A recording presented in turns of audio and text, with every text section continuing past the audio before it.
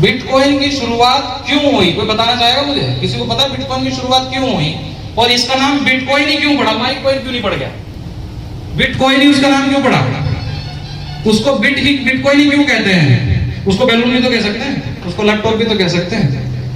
उसको बिटकॉइन ही क्यों कहा जाता है, मैं वो लॉजिक आपको आज क्लियर करूंगा। क्या किसी को पता है बिटकॉइन को बिटकॉइन क्यों कहा जाता है? चलिए मैं बताता हूं। नासा में 2006-7 में नासा को पूरा खत्म कर दिया गया था, जैसे आज यूक्रेन ने खत्म कर दिया है।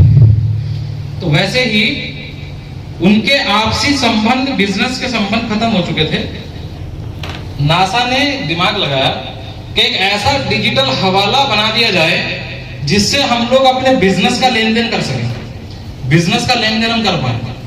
क्योंकि उनका बैंकिंग सेक्टर, उनका सारा सर्वर, उनका सारा सिस्टम, उनकी सारी मैनेजमेंट नासा की खत्म हो चुकी थी। क्योंकि उधर लावा भी फटा था और उनके ऊपर अटैक भी हुआ था। 2006 और 7 गूगल पे सर्च कर दीजिएगा, आपको मिल जाएगा। तो उस टाइम पे नासा ने एक सिस्टम तैयार किया, ऐसा डिजिटल हवाला, जिससे हम लोग लेन देन कर सकें।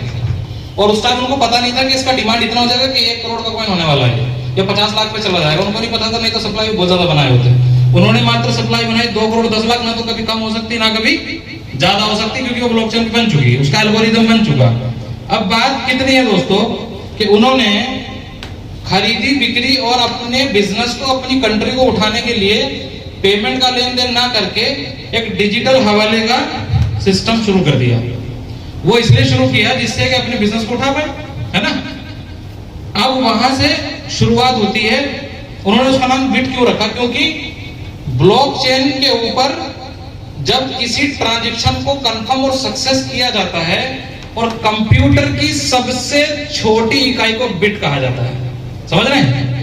कंप्यूटर की सबसे छोटी इकाई को बिट कहा जाता है, इसलिए उसका नाम उन्होंने बिटकॉइन रखा। अब ताड़ी बजा दीजिए क्योंकि ये तो